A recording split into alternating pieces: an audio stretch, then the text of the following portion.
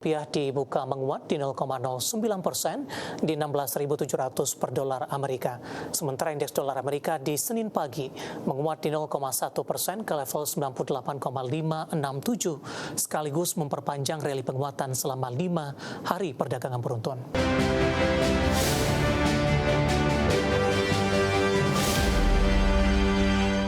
Pemirsa, di mana nilai tukar rupiah berbalik melemah terhadap dolar Amerika Serikat, dibayangi ketegangan geopolitik pasca serangan militer Amerika ke Venezuela dan penguatan indeks dolar Amerika.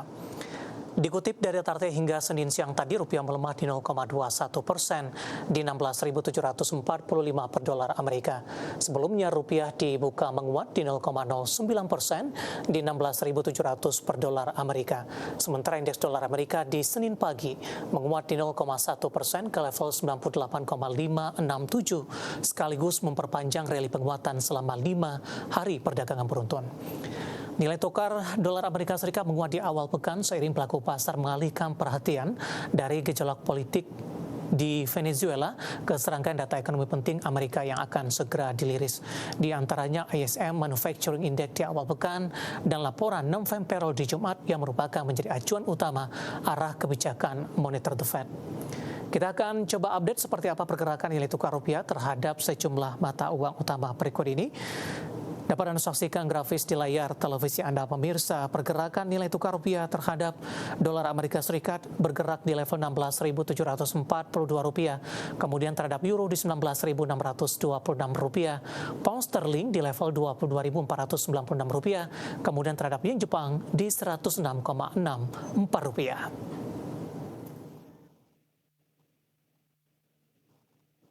Keinformasi komoditas, harga emas melonjak di awal pekan di tengah Amerika Serikat menangkap Presiden Venezuela Nicolas Maduro.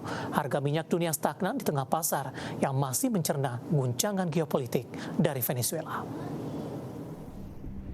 Harga emas melonjak lebih dari 1% di Senin pagi waktu Asia, didorong meningkatnya permintaan aset lindung nilai setelah Amerika Serikat menangkap Presiden Venezuela Nicolas Maduro di akhir pekan lalu. Di sisi lain, pelaku pasar saat ini memperkirakan setidaknya 2 kali penurunan suku bunga The Fed di 2026. Melansir Reuters, harga emas spot naik 1,5% di level 4.395,35 dolar Amerika per troy ounce, posisi tertinggi dalam lebih dari sepekan. Sebelumnya, emas mencetak rekor tertinggi di sepanjang masa di 4.549,71 dolar Amerika per troy ounce di 26 Desember 2025. Harga batubara melemah di awal 2026. Dikutip dari Reuters, perusahaan tambang milik negara India, Coal India, resmi membuka akses lelang elektronik bagi pembeli asing dari negara tetangga. Langkah ini diambil di tengah melemahnya permintaan batubara domestik, khususnya untuk pembangkit listrik, di tengah peningkatan produksi dalam negeri. Dikutip dari Reuters, harga batubara Newcastle untuk Januari 2026 di Jumat pekan lalu turun 0,95% ke level 106,55 dolar Amerika per ton. Harga minyak dunia nyaris stagnan di awal pekan Senin pukul 10:10 waktu Indonesia Barat, di tengah pasar yang masih mencerna guncangan geopolitik dari Venezuela yang sempat memicu kekhawatiran gangguan pasokan. Namun pasar dengan cepat menilai dampaknya justru bisa memperbesar suplai. Melansir Refinitiv, minyak Brent di 60,76 dolar Amerika per barrel, sementara WTI di 57,26 dolar Amerika per barrel. Posisi ini memperpanjang fase melemah yang sudah terjadi sejak awal Desember. Dari berbagai sumber untuk ADX Channel. Dan seperti apa update terkini pergerakan harga sejumlah komoditas yang berhasil dihimpun oleh tim redaksi kami sampai dengan sore hari ini waktu Indonesia Barat. Dapat Anda saksikan grafis di layar televisi Anda, pemirsa, di mana minyak WTI melemah di 0,72% di level 56,91 dolar Amerika per barrel. Nikel menguat di 0,25% di 16.797 dolar Amerika per metric ton. Emas menguat signifikan di 2,31% di level 4.429 dolar Amerika per troy ounce. Sementara CPO juga menguat di 0,17% di Rp4.025 Malaysia per tonnya. Keinformasi emiten, pemirsa, di mana PT Bursa Efek Indonesia menetapkan harga teoretis saham PT Sinergi Inti Andalan Prima Tbk atau INET setelah perusahaan memulai melaksanakan aksi korporasi right issue. Kebijakan ini diterapkan sebagai pedoman transaksi serta penghitungan indeks di pasar saham. Dikutip dari keterbukaan informasi Bursa Efek Indonesia, rasio HMETD PT Sinergi Inti Andalan Prima Tbk atau INET ditetapkan sebesar 3:4. Artinya setiap pemegang 3 saham lama memperoleh 4 hak untuk membeli 4 saham baru dengan harga pelaksanaan Rp250 per saham. Sebelum penyesuaian harga saham INET di akhir perdagangan Kamrite 2 Januari 2026 di level Rp770 per saham. Berdasarkan formula perhitungan harga teoritis, nilai saham setelah aksi right issue ditetapkan sebesar Rp472,85 dan disesuaikan dengan fraksi harga menjadi Rp472 untuk perdagangan di pasar reguler dan pasar negosiasi. HMETD INET mendapat pernyataan efektif yang terbit di Selasa 23 Desember 2025 dari OJK. Dalam prospektus ringkas perseroan akan menerbitkan sebanyak-banyaknya 12,8 miliar saham baru biasa atas nama dengan nilai nominal Rp10 per lembar saham. INET menetapkan harga pelaksanaan HMTD Rp250 per saham dan menargetkan perolehan dana maksimal Rp3,2 triliun. Selain itu, INET juga akan terbitkan 3,2 miliar waran seri 2 dengan sebanyak 2,304 miliar waran C2 akan menyertai saham baru dalam PMHMTD 1. Waran ini diberikan secara cuma-cuma sebagai insentif bagi pemegang saham baru.